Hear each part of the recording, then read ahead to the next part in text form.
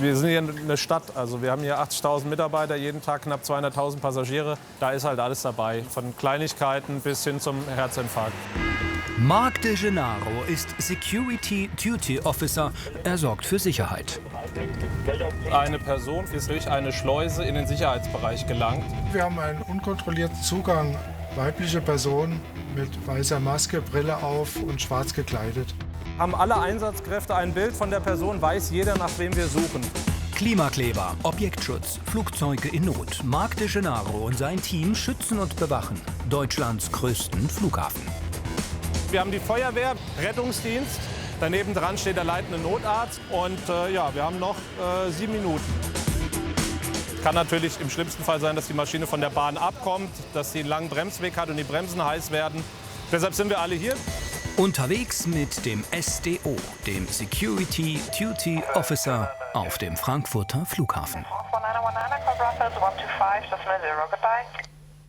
2000 Mal am Tag klingelt in der Sicherheitsleitstelle das Telefon.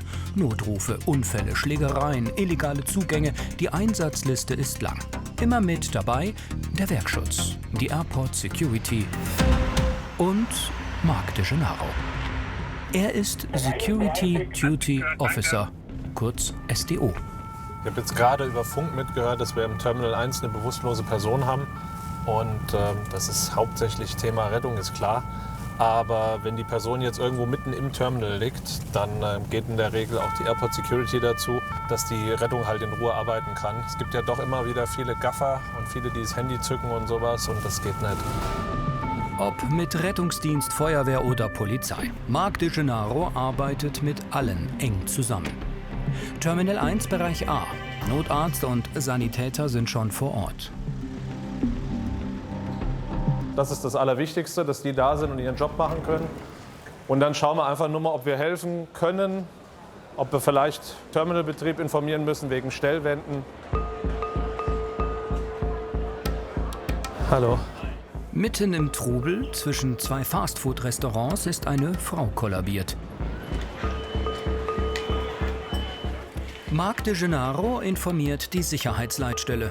Müssten die Retter jetzt reanimieren, würde er sofort Trennwände gegen Gaffer aufstellen lassen. Dafür haben die Retter keine Zeit, sagt der operative Leiter vom Dienst, Bereich Sicherheit. Wir haben pro Tag etwa 30 bis 40 Rettungsdiensteinsätze. Da ist halt alles dabei, von Kleinigkeiten bis hin zum Herzinfarkt. Ja.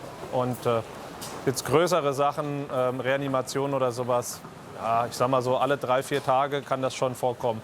Wir sind hier eine Stadt, also wir haben hier 80.000 Mitarbeiter, jeden Tag knapp 200.000 Passagiere.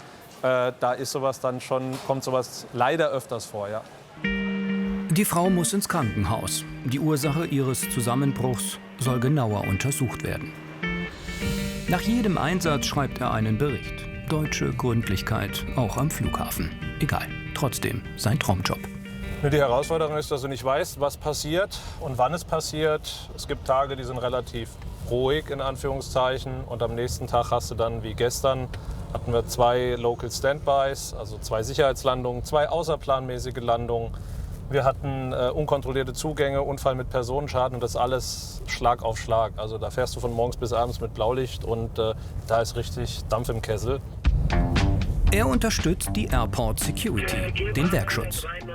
Ihr Auftrag: Zugangskontrollen, Objektschutz, Dokumentation von Unfällen und Sicherung des gesamten Flughafens. Bei großen Ereignissen wird auch der SDO alarmiert. Wir hatten einen größeren Rollunfall, wo 2 Flieger im Bahnsystem kollidiert sind. Das war ein langer Einsatz, ein großer Einsatz, Gott sei Dank ohne Personenschaden. Das ist immer das Allerwichtigste. Staatsbesuche sind immer groß und du erlebst immer wieder Sachen, da hast du auch gedacht, ach ja, das ist neu, das kenne ich jetzt auch noch nicht. Sein Einsatzgebiet: der komplette Flughafen. 3025 Fußballfelder. So,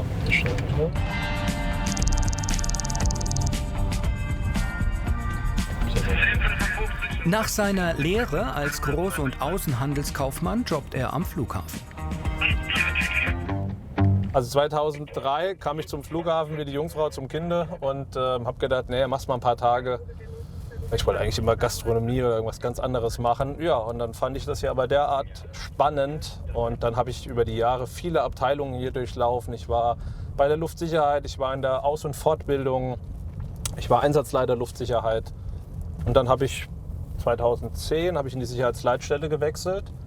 Und da wurde dann der Job SDO quasi kreiert. Das waren mehrere Jobs, die zusammengelegt wurden zu dieser Funktion.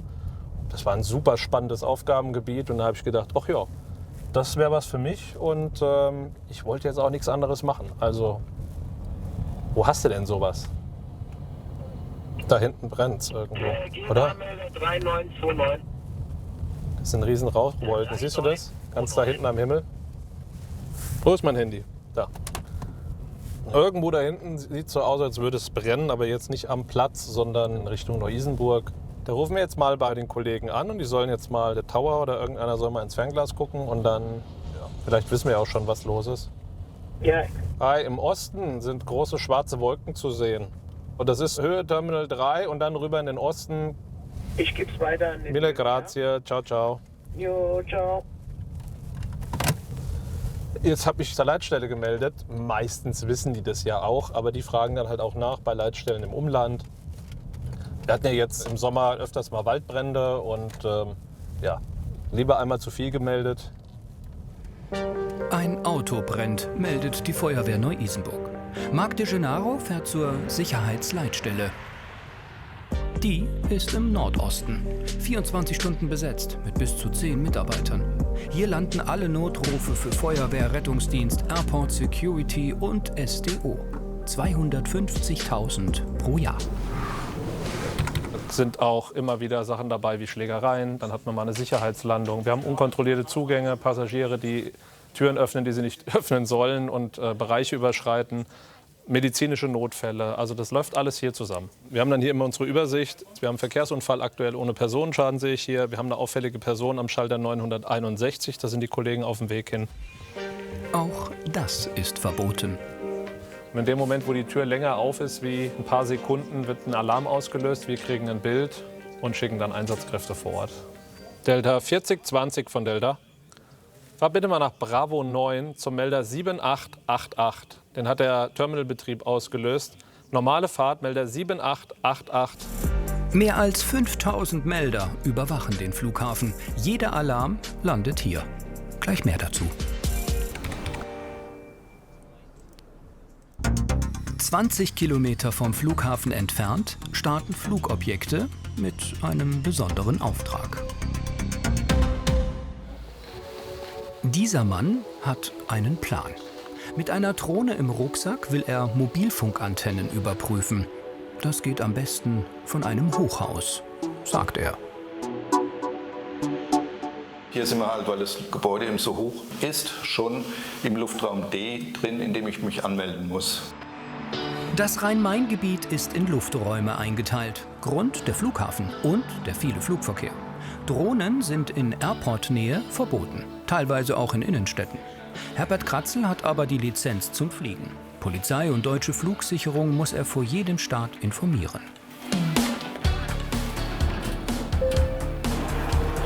Sind wir oben? 19, ja? Der beste Start- und Landeplatz ist immer das Dach, sagt der Ingenieur. Kaum Hindernisse, nur Mobilfunkantennen, aber die soll er ja kontrollieren. Üblicherweise sind Drohnen nicht auf dem Radar zu erkennen, ein Sicherheitsproblem. Doch seine Drohne fällt auf, mit diesem Teil an Bord. Und im Prinzip ist dieses Teil dasjenige, das Drohnen sichtbar macht. Täglich fliegen Rettungshubschrauber zu den 4 großen Kliniken in Frankfurt. Sie sind schnell und tief unterwegs. Für die Piloten sind Drohnen eine Unfallgefahr, weil sie schwer zu erkennen sind.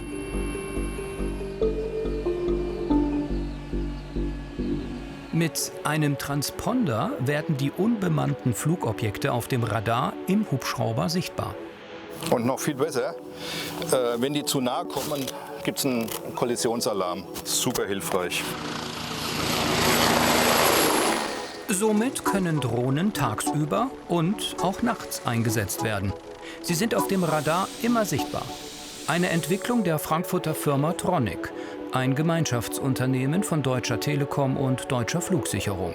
Drohnenfliegen sicher machen, das ist das Ziel, sagt Geschäftsführer Jan-Erik Putze. Alle, die in dem wirklich tiefen Luftraum fliegen, da ist das Radar der Flugsicherung nicht für vorgesehen. Und insofern versuchen wir in diesem Bereich Licht reinzubringen und sozusagen das auch zur Anzeige zu bringen und dann den Luftraum sicherer zu gestalten. Das ist unser Kern. Das Geschäft mit den Drohnen wird immer wichtiger, sagt der Berufspilot. Er fliegt Privatjets. Drohnen machen relativ viel. Befliegung, Inspektionsflüge, Vermessungsflüge machen sie. Sie transportieren medizinische Güter. Sie können bei der Feuerwehr unterstützen. Sie können bei der Suche von vermissten Personen eingesetzt werden. Bei der Rehkitzortung. Zum Beispiel, wenn Sie bei der Landwirtschaft düngen. Im Moment düngen Sie ja sozusagen überall. Aber mit einer Drohne können Sie es vorab befliegen. Sie können dann auswerten, in welchen Ecken Sie wirklich nur düngen müssen. Und sparen natürlich dann den Düngemitteleinsatz. Also es gibt, ich glaube, wir sind erst am Anfang. Da kommen Sachen, die wir uns noch gar nicht vorstellen können. Mit dem Transponder sind seine Kontrollflüge entspannter, sagt Herr Krötzl. Der Sender macht Drohnenflüge sicher, statt zu einem riskanten Abenteuer. Als ich in Bräundesheim in der Nähe von der von der BG-Klinik geflogen bin, gleichzeitig das GPS ausgefallen ist, wir Wind hatten, das Ding weggetrieben wurde und der Polizeihubschrauber vorbeigeflogen ist. Der kurvt hier auch noch rum, zum Beispiel bei Einsätzen, oder er fliegt zum Polizeipräsidium in der Innenstadt. Sie fliegen immer zu zweit. Einer steuert die Drohne, der andere hält Ausschau nach Hubschraubern und Hobbypiloten auf dem Radar. Dafür reicht ein Handy oder Tablet. Es ist eben so, dass der Michael sich auf seine Fliegerei im Nahbereich konzentriert und ich hinter ihm bin und wir dann 2-3 Minuten Zeit haben zu reagieren, wo es sonst nur 30 Sekunden sind. Deswegen machen wir das häufig zu zweit. Von der Antenne machen sie heute 300 Fotos für eine 3D-Ansicht. Die hilft später bei der Suche nach Schäden. Drohnen helfen nicht nur Spezialfirmen, sondern auch Feuerwehren, wie zum Beispiel Chemieunternehmen. Dazu gleich mehr. Zurück zum Flughafen, zum Security Duty Officer oder operativer Leiter vom Dienst. Marc de Gennaro ist am liebsten auf dem Vorfeld unterwegs. Dann ist er noch schneller bei den Einsätzen. Im Schnitt 20 pro Tag. Wir haben einen unkontrollierten Zutritt, Busankunft A, Schengen West, Meldergruppe 40035. Junger Mann mit weißem Poloshirt und dunklen Jeans ist entgegen der Rücklaufsicherung in den Sicherheitsbereich gelaufen. Bitte entsprechend die Meldergruppen anfahren. Weißes Oberteil, jüngerer Typ, männlich wie gesagt. So, das ist jetzt was für uns. Ein Mann ist illegal im Sicherheitsbereich. Er wollte offenbar die Personenkontrolle umgehen. Wir verschicken jetzt ein Bild von der Person, die in den Sicherheitsbereich gelaufen ist. Das heißt, alle Einsatzkräfte, Bundespolizei, Airport Security und wir von der Unternehmenssicherheit, wir kriegen jetzt alle ein Bild, wo die Person drauf ist im Idealfall. Das bedeutet, von allen Seiten nähern wir uns der Person und versuchen dann langsam die Schlinge zuzuziehen. Jetzt müssen wir nur gucken, dass wir schnell sind.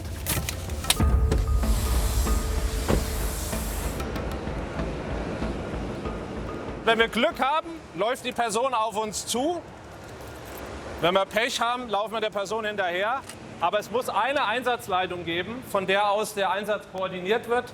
Die bilden wir jetzt bei Alpha 13 gemeinsam mit der Bundespolizei und dem Einsatzleiter der Airport Security. Hier ist das, sieht gut aus. Ist auf, alles klar. Mir nach. Moin. Tourist oder Terrorist? Das ist hier die Frage. Wo ist die Person? Sie müssen sie finden. Ich bin jetzt bei Alpha 13. Erzähl mir was.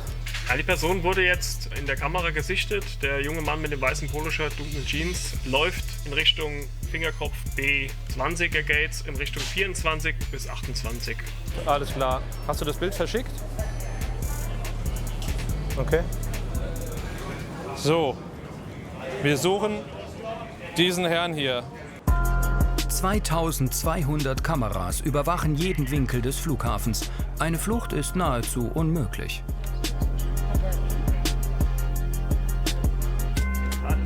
Wir kriegen dann immer die aktuellen Meldungen, wo die Person gesichtet wurde, wo die Person langgelaufen ist. Zuletzt im Terminal 1, Bereich A. Delta für Delta 2. Delta von Delta 2. Weitere Frage, haben alle Einsatzkräfte ein Bild von der Person? Weiß jeder, nach wem wir suchen? Hier ist Delta 3, Bild kam an. Diese Tür führt zur Gepäckausgabe. Eigentlich eine Einbahnstraße. Die Passagiere werden hier angedient, kommen dann in großen Massen, also jede Menge kommen hier runter und laufen dann hier in die Gepäckausgabe, wo sie dann feststellen, ich bin leider falsch, ich wollte ja zu meinem Anschlussflug. Und dann quetscht sich die Person rückwärtig durch diese Sicherheitsschleuse. Wir kriegen einen Meldeeinlauf, da oben sind die Kameras. Wo wurde die Person das letzte Mal gesichtet? Die Bundespolizei könnte jetzt das Terminal räumen lassen, gemeinsam mit dem SDO.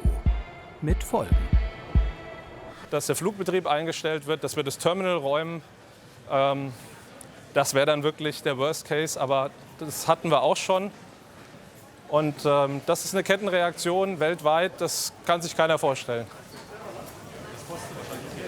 Das kostet richtig Geld. Und zahlt die gesuchte Person. Wie gesagt, bitte beim Einsatzleiter melden, der 5033. Vorausgesetzt, Sie finden sie. Delta 2 hört. Delta 2, die Person ist Richtung Tunnel gelaufen. Wiederholt Person Richtung Tunnel gelaufen. Ja, dann gehe ich jetzt selber mal in den Tunnel runter. Ich melde mich. Die Kollegen in der Sicherheitsleitstelle haben den Mann im Bereich B auf den Kameras gesehen. Delta 2 für 5033, bitte kommen. Delta 2 hört. Treppenhausbereich sauber, bin jetzt im Tunnel Richtung B. Ja, 10-4. Hier soll sie sein, die gesuchte Person. Da ist sich De Gennaro sicher. Da hinten ist einer mit dem weißen Poloshirt. Kollegen der Airport Security unterstützen. Also, Alles sauber bis hierhin. ja, genau. Aber die Person muss hier in diesem Bereich sein. Das heißt von 20 bis 28. Die Leitstelle sagt, die haben die Kameras ausgewertet. Die Person muss hier sein. Delta 2 von Delta 3 kommen. Delta 2 hört. Der Delta 4041 hat die Person gestellt. Im Bereich Bravo 26 Gate. Ja, die Kollegen haben die Person gestellt. Ihr könnt dann alle anderen Einsatzkräfte abbrechen lassen und wieder in den Regelbetrieb ziehen. Eine Überraschung. Da hinten ist er. Hallo, servus. Marc De Gennaro kennt den jungen Mann. Und? Ja, gefunden. Ich hatte vorhin schon gedacht, den Herrn habe ich schon mal irgendwo gesehen. Wir haben den jungen Mann geschnappt. Es ist ein Praktikant aus dem Bereich Unternehmenssicherheit. Und der Kollege vom Fachbereich hat mit uns eine Übung gemacht. Deshalb haben wir so wenig Bundespolizei gesehen, weil normal sind unglaublich viele Bundespolizisten in so einen Einsatz involviert. Ja, der Kollege von der Airport Security hat ihn jetzt hier bei Bravo 26 im Gate-Raum gesehen. Jetzt wird das Ganze nachbereitet. Wir gucken, ob wir alles richtig gemacht haben, ob die Leitstelle richtig gearbeitet hat. Und ja. Übungen, die sie regelmäßig machen, ohne Ankündigung. Delta 2 hört. Wir haben einen unkontrollierten Zugang an der Gepäckausgabe Delta. Weibliche Person mit weißer Maske, Brille auf und schwarz gekleidet. Diesmal keine Übung, das steht schon fest. Auch in Chemiewerken ist Sicherheit ein großes Thema. Drohnen helfen dabei, wie bei der Firma Röhm in Worms.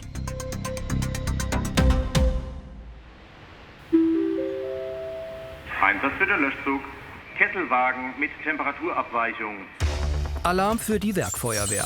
Eine chemische Reaktion in einem Kesselwagen. Der droht zu überhitzen. Im schlimmsten Fall gibt es hier gleich eine Explosion. Die Retter geben Vollgas.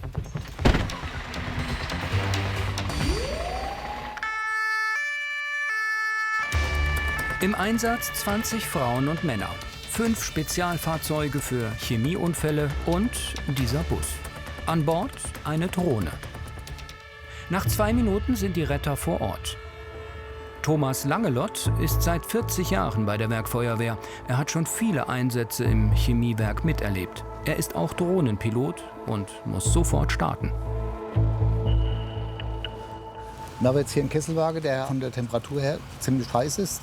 Und jetzt tun wir jetzt gerade mal mit unserem Turbolöscher schauen, ob wir damit hinkommen, vom Sprühbild her und wie die Kühlung aussieht. Das tun wir jetzt hier mit der Drohne dokumentieren. Nein, das ist nicht die Drohne, aber das. In der Nähe ist ein Flugplatz. Akute Kollisionsgefahr. Deshalb hat die Drohne einen Sender. Jetzt haben wir hier die Drohne, die machen wir jetzt flugfertig. Hier ist ein Transponder verbaut von der Firma Tronik. Das heißt, wir sind sichtbar für den Flugverkehr. Wir sehen den Flugverkehr auch. Die Drohne wird mit Höhenangabe angegeben, dass wir mit keinem Flugverkehr hier irgendwie kollidieren. Jetzt machen wir die Propeller dran.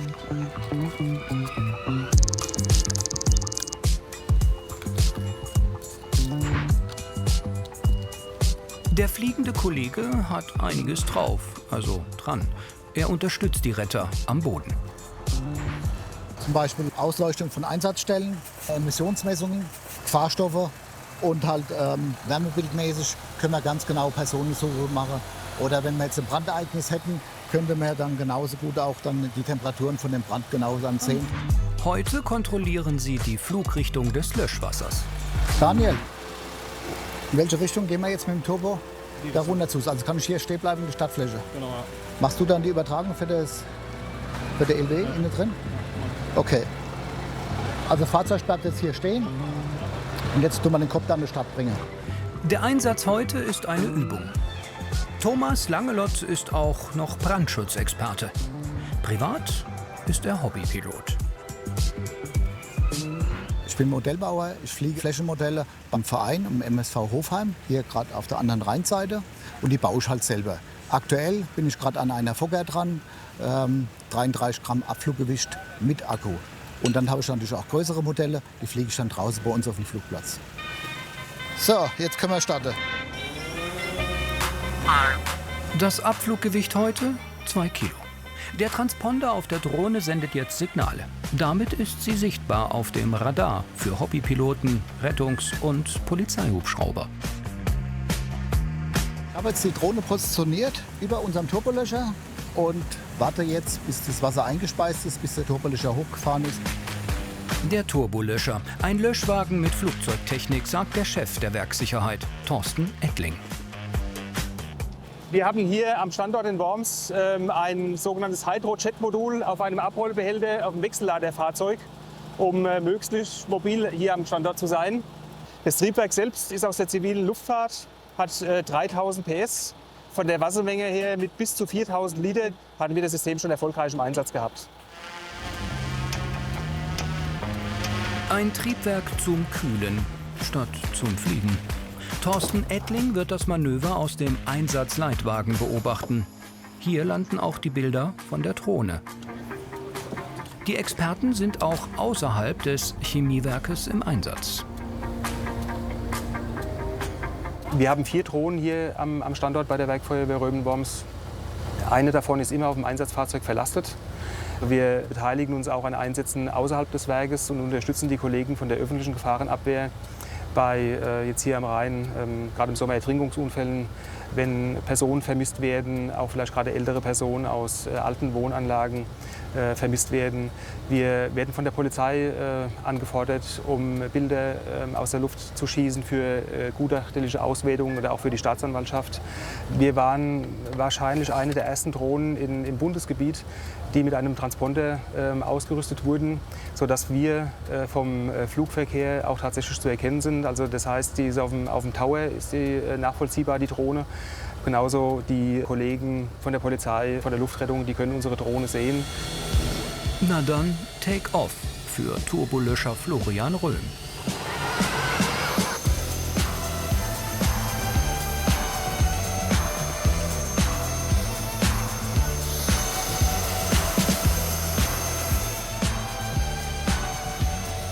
Das Flugzeugtriebwerk erzeugt einen Abgasstrahl mit hohem Druck. Und da wird jetzt Wasser einfach nur oben aufgelegt und der Abgasstrahl verwirbelt das Wasser in kleinstmögliche Teile. 50 Meter über der Einsatzstelle filmt die Drohne.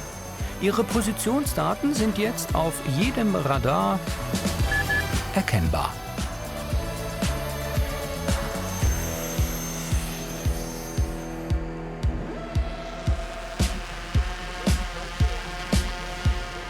Jetzt kontrolliere ich gerade nochmal das Sprühbild, weil man sieht jetzt schön bei diesen Temperaturen, links und rechts ist alles trocken und genau den Effekt, den wir haben wollten, genau nur diesen Bereich von dem Kesselwagen wollten wir ja kühlen und das haben wir damit geschafft.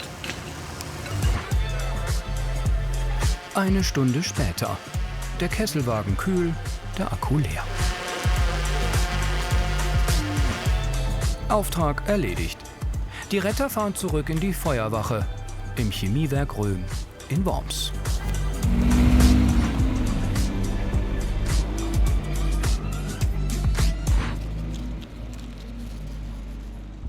Der Frankfurter Flughafen ist 70 Kilometer entfernt. Drohnen sind dort übrigens verboten, sagt Security Duty Officer Marc De Gennaro. Er sucht wieder eine Person unter Tausenden.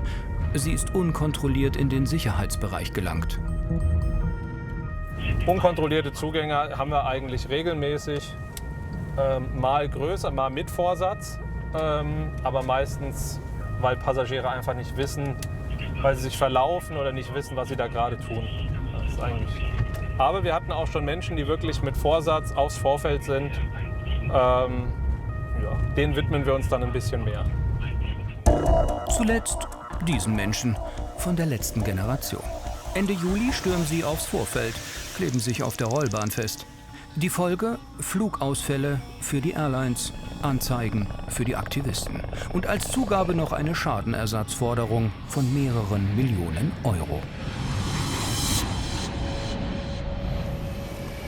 Doch wo ist die Frau, die sie jetzt suchen, die illegal im Sicherheitsbereich ist?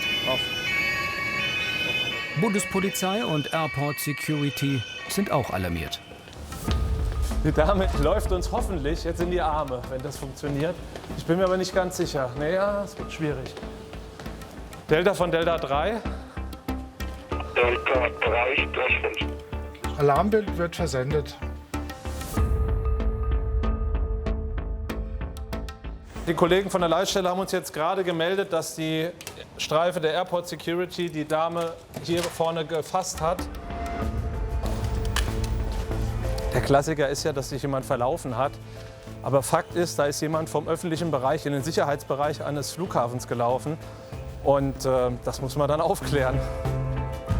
Abend. Hallo. Ich habe es eben in der Kamera gesehen, in der Leitstelle, dass sie durchgelaufen ist. Ist sie reinkommend gewesen? Sie wollte noch mal in den öffentlichen Bereich, dass sie Hunger hat sich umgedreht. Achso, aber wollte eigentlich raus. Genau, hat sich umgedreht und ist quasi von der Tür wieder hier in den Transitbereich. Dementsprechend ist dann der Alarm losgegangen. Genau, also, ja. Ihr Mann steht noch draußen. Die Dame aus China wollte umsteigen, war plötzlich in der Gepäckausgabe. Dann sei sie schnell wieder zurückgerannt. Die hat eigentlich vor, nach Paris zu fliegen in einer Stunde und ist, warum auch immer, mit ihrem Mann wohl wieder in den öffentlichen Bereich gelaufen. Und ja, sie ist dann durch die Schleuse, durch die Sicherheitsschleuse zurück. Warum, wieso, weshalb, müssen wir jetzt mal klären. Ihr Mann steht noch am Gepäckband. Ich habe jetzt nur gesehen, wie sie durch die Schleuse durch ist. Ist sie dann das sind erst jetzt 10 Minuten später? Das sind sie gerade am Klären. Ich frage nach, ich sage es Ihnen sofort. Marc De Gennaro telefoniert wieder mit der Sicherheitsleitstelle. Hi, kurze Frage. Also die Dame haben wir jetzt hier, die wird jetzt polizeilich überprüft. Können wir eine Aussage dazu treffen, wie lange die Dame in der Gepäckausgabe war? Anhand der Kameraaufzeichnungen können Sie genau feststellen, wann die Frau rein So, da ist sie durch. und wann sie wieder rausgerannt ist. Die Dame könnte jetzt auf dem Weg von der Schleuse hierher irgendwo was abgelegt haben. Die könnten eine Terminalräumung machen. Terminalräumung würde bedeuten, wir machen den Laden jetzt zu und alle Passagiere werden in den öffentlichen Bereich verdrängt und müssen dann alle, also der Bereich wird abgesucht und alle müssen einer neuen Kontrolle zugeführt werden. Da werden dann heute Abend, aufgrund der Uhrzeit wahrscheinlich, alle hier bleiben. Wir werden Hotelbetten brauchen, wir werden Feldbetten brauchen, wir werden Catering brauchen. Und es wird sehr, sehr teuer. Die meisten Personen haben die Orientierung verloren und rennen zurück. 5 bis 10 Minuten vor dem Alarm können wir auswerten. Sie muss auf jeden Fall länger wie 10 Minuten draußen gewesen sein. Okay. Und sie war auch nicht die ganze Zeit im Alarmbild. Also wir haben ja in dem Bereich vor der Schleuse haben wir Kameras, aber die Kollegen sagen, sie haben... Und hier, wie sie sich hier aufgehalten hat, könnt ihr auch nicht sagen, dass sie in ein Geschäft gegangen ist Nee, oder sich mit nee, irgendjemandem getroffen nee. hat? Oder ist Die Polizisten begleiten die Frau zu ihrem Mann. Anschließend müssen beide durch die Personenkontrolle. Danach dürfen sie zu ihrem Flug nach Paris. Alles klar, wurden beide kontrolliert. Genau, wir machen jetzt hier Schluss. Ich komme wieder hoch. Sie haben Glück. Den Einsatz muss das Ehepaar nicht zahlen. Marc De Gennaro geht zurück zu seinem Einsatzwagen. Auch erledigt. Drohnen können Menschenleben retten, Vermisste suchen, wie in Bad Nauheim.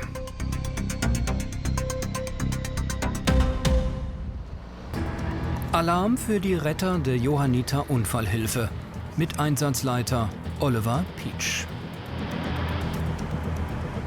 Nähe des Waldparkplatzes soll ein Mountainbiker vermisst sein. Der ist wohl am verabredeten Treffpunkt nicht erschienen und wir sind jetzt im Rahmen der Primärsuche gebeten worden, den ganzen Bereich Winterstein abzusuchen.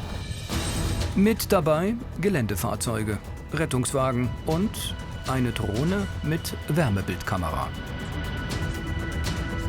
Ihr Einsatzgebiet ein Wald an der Autobahn A5 im Wetteraukreis.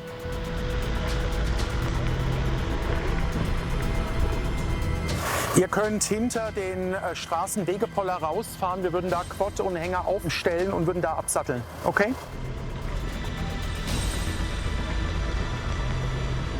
Die Ordnung des Raumes ist am Beginn eines jeden Einsatzes das Wichtigste, was wir tun können.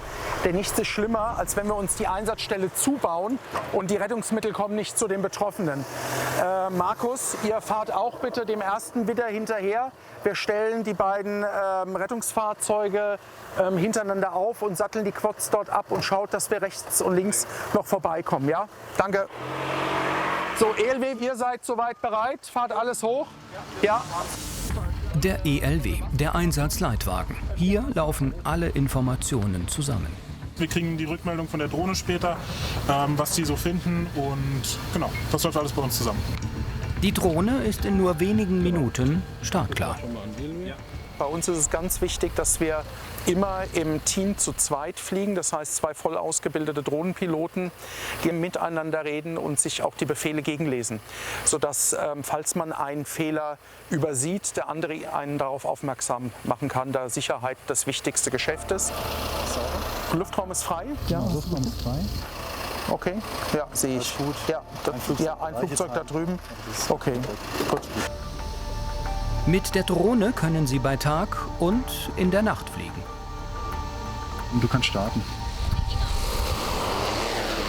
An Bord auch ein Transponder. Die Drohne wird bis zu 50 Meter hoch fliegen. Damit kann sie Hubschrauberpiloten und Freizeitfliegern gefährlich werden. Mit dem Transponder der Deutschen Flugsicherung und der Telekom ist sie auf dem Radar sichtbar. Ohne Drohne müssten die Retter den Wald zu Fuß absuchen. Das dauert um ein Vielfaches länger. Wir sehen jetzt hier in unserem Flugüberwachungstablet genau, wo sich unsere Drohne befindet. Mit der aktuellen Fluglage und auch mit dem angelegten Kurs. Das heißt, genau das, was wir hier sehen, sehen die anderen Fluggeräte auch über den Transponder, den wir auf der Drohne mit drauf haben und sind so sichtbar für die Luftfahrt um uns herum, genauso wie wir die Luftfahrt um uns herum beobachten können. Schaut's aus? Alles noch ruhig? Alles ruhige Gebiete. Okay. Das Segelflugplatz ist zum Glück schon geschlossen. Ja, hervorragend. Noch ist die Technik neu im Einsatz. Ja, ich habe immer ein wachsames Auge drauf, um zu schauen, dass alles gut geht. Der Einsatzleitwagen empfängt die ersten Bilder. Die Drohne ist voll ausgestattet, erklärt Pilot Sascha. Unten rechts sehen wir die Pilotenkamera. Die ist statisch quasi, die kann sich nicht bewegen. Die wackelt auch, wenn die Drohne umherwackelt, mit. Unten haben wir 3 Kameramodule drin. Jetzt die Wärmebild, wie wir sehen. Dann haben wir noch ein Laserentfernungsmesser mit drin. Dann haben wir eine hocheffektive Zoom-Kamera mit drin und eine Weitwinkelkamera. Frankfurt 16101. Die Drohne ist jetzt im zweiten Suchabschnitt in der Luft, wird zunächst den Querweg abfliegen und wir halten Sie über den Suchfortschritt informiert. Der Einsatz heute eine Übung, so echt wie möglich. Ja, irgendwann verliert man bei der Übung schon so ein bisschen den Gedanken, dass es eine Übung ist und es geht hin zu einem realistischen Szenario. Also so ein bisschen Anspannung und feuchte Finger in der Übung gehören schon dazu. Die Drohne fliegt über ein Waldgebiet. Doch die Retter können kaum etwas erkennen. Ja, durch die Bäume. Die Blätter verdecken doch ziemlich viel. und haben extreme Wärmesignaturen auch. Teilweise denken, da könnte jemand sein, aber es hat sich einfach durch das Sonnenlicht schon so weit aufgeheizt. Da liegt er. Wo habt ihr was gefunden? Ja. Zeig mal. Ganz kleine Person in der Wärmesignatur. Er bewegt sich. 17111 von 01. Wir haben ihn. Die Drohne hat Personen gefunden, vermutlich Lebendfund. Person bewegt sich. Kommen. Wir können gerne auch einen Lichtkegel aufwerfen. Jetzt beginnt der Einsatz für die Retter auf dem Quad. Die Geländefahrzeuge können überall dorthin fahren, wo Autos nicht weiterkommen, stecken bleiben. Die Drohne sendet ein Lichtsignal über den Patienten. Sie zeigt den Rettern, wo er liegt. Die Drohne beruhigt, sagt Oliver Pietsch. Hier ist der Rettungsdienst. Hallo, hören Sie uns? Wenn Sie mich verstehen, heben Sie mal die Hand. Wir haben Sie gesehen, das Team ist zur Rettung in Vorbereitung. Wir gehen jetzt nicht mehr von Ihnen weg, wir betreuen Sie jetzt und retten Sie. Ganz ruhig bleiben, wir sind gleich bei Ihnen, okay?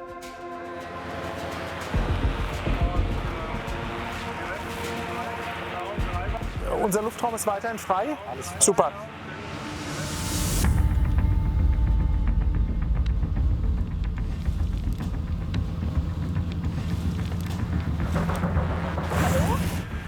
Ja, für Sie zur Information, Retterin bei Patienten kommen. Wir haben eben gerade die erste Rückmeldung bekommen, dass der Patient vermutlich eine Unterschenkelfraktur, also einen Unterschenkelbruch hat. Das heißt, wir müssen den Patienten schonend nach oben retten und das geht am besten über unsere schiefe Ebene mit der Schleifkorbtrage. Die Suche mit der Drohne hat nur wenige Minuten gedauert. Einmal zu. Jetzt? Super. Vor allem in Notfällen ein wichtiger Zeitgewinn für den Verunglückten. Drohneneinsätze helfen, Menschenleben zu retten. Einfach hier rein. 17111 501. Ja, Patient aus dem absturzgefährdeten Bereich gerettet. Die Helfer tragen den Patienten zum Rettungswagen. Hat alles gut funktioniert. Es ist natürlich immer wieder für uns eine Herausforderung, alles zu planen, dass es sicher funktioniert, dass die Abläufe ineinander greifen. Von der Ortung mit der Drohne, gegebenenfalls auch in Zusammenarbeit mit den Rettungshundestaffeln hier in Hessen. Unser Patient ist jetzt hier oben am Waldweg angekommen und der Rettungsdienst kann ihn dann direkt in die Klinik verbringen. Ich bin super happy. Was denn jetzt? Gut. Pack mal ein. Ja, super. Die Drohne war auch 45 Kilometer entfernt auf dem Radar im Tower des Frankfurter Flughafens zu sehen.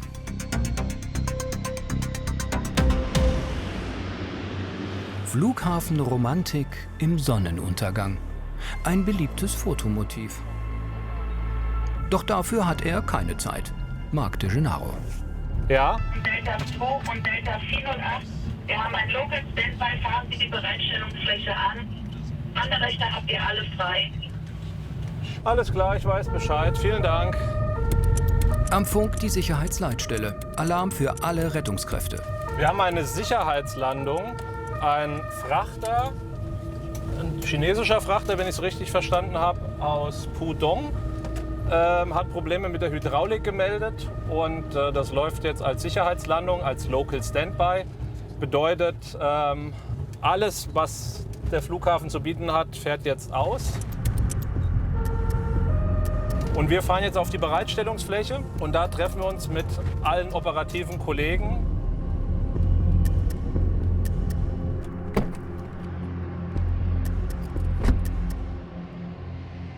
Unser Job ist es unter anderem, die Bereitstellungsfläche abzusichern. Das macht die Airport Security, die steht jetzt da vorne und sichert den Bereich ab. Das heißt, wir dürfen jetzt nur Fahrzeuge drauf fahren, die auch wirklich was zu suchen haben.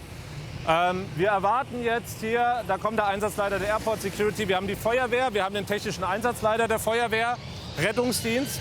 Daneben dran steht der leitende Notarzt und wir erwarten jetzt noch Bundespolizei, Landespolizei und Zoll.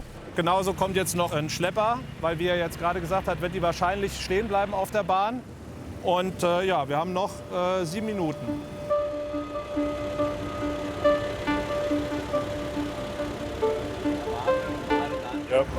7876 Richtung Bravo 48. Zoll, Bundespolizei, Landespolizei? Noch gar nicht da. Okay.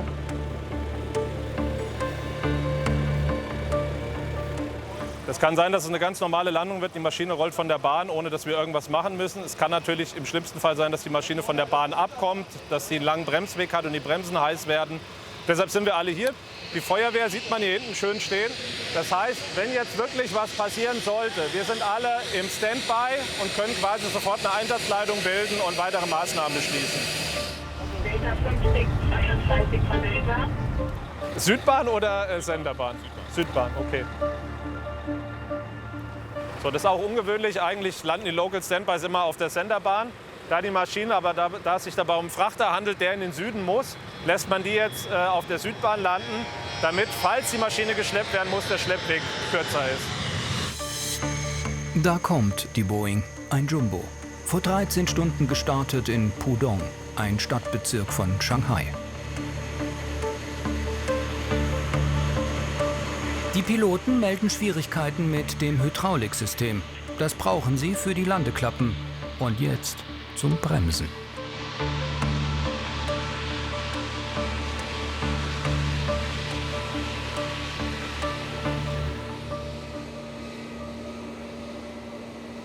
Also so wie es aussieht, wird die Maschine nicht auf der Bahn stehen bleiben. Das heißt, sie rollt aus eigener Kraft auf die Position.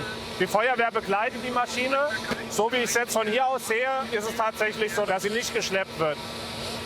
Das ist natürlich für uns besser, dadurch ist die Bahn weiterhin nutzbar, weil wenn die Maschine stehen bleibt, kann die Bahn vorübergehend nicht genutzt werden. Doch dann bleibt die Maschine plötzlich stehen. Nichts geht mehr. Delta von Delta 2.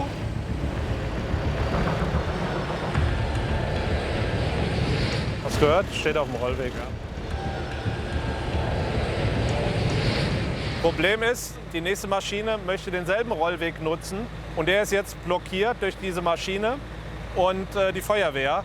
Und da kriegen wir jetzt gerade so einen kleinen Stau da hinten im Südbereich. Das ist jetzt in Klärung. Wir haben jetzt einen Schlepper hingeschickt und wir hoffen, dass die jetzt in Kürze die Maschine von der Bahn ziehen. Rechten Hauptfahrwerk, leichten Ölverlust. Der wird jetzt aufgenommen von der Feuerwehr. Okay. Also ein Kollege sagt mir gerade, am rechten Hauptfahrwerk ist Hydraulikölverlust. Das tut die Feuerwehr jetzt gerade aufnehmen und dann gehe ich davon aus, dass der Schlepper die Maschine in Kürze dann auf die Position ziehen wird. Ist beim Schleppen noch mehr Öl ausgelaufen? Müssen Bahn- und Rollwege gesperrt werden? Marc de Gennaro muss sich ein Bild vor Ort machen. Melden Piloten Schwierigkeiten, stehen sie jedes Mal bereit. Die vielen Einsatzkräfte am Flughafen. Sobald es erforderlich ist, tut die Feuerwehr ihren Leitwagen rausholen, dann bilden wir eine Einsatzleitung. Und dann werden da umgehend Maßnahmen festgelegt. Ja. Und deshalb sind wir ja dann da. Weil wenn dann erst eine Alarmierung erfolgen würde, das wäre zu spät. Der Jumbo steht, sicher, an einer Position. Hydrauliköl tropft noch aus dem Fahrwerk. Alles klar, vielen Dank. Die Feuerwehr hat den Flieger jetzt kontrolliert und mein Kollege von der Airport Security hat mir jetzt mitgeteilt, das Fahrwerk ist anscheinend vollkommen in Ordnung. Irgendwo im Flugzeug muss was kaputt sein, was mit Hydrauliköl zu tun hat und das Öl hat sich dann den Weg über den Fahrwerksschacht nach unten gesucht. Aber das Fahrwerk an sich ist in Ordnung. Daran werden die Techniker jetzt die ganze Nacht arbeiten. Der Flieger soll morgen wieder starten. Für Marc de Gennaro ist der Einsatz beendet. Von unserer Seite ist alles gut gelaufen und die Techniker kümmern sich jetzt um die Maschine und reparieren alles, bevor die dann wieder rausgeht. Feuerwehr, Polizei, Airport Security und SDO. Sie schützen den Flughafen. Ja, aber dafür sind wir ja da. Genau das ist ja der Grund, warum wir alle hier sind. 365 Tage, 24 Stunden. Ja? Sprach er und gibt Gas zum nächsten Einsatz im Terminal 1.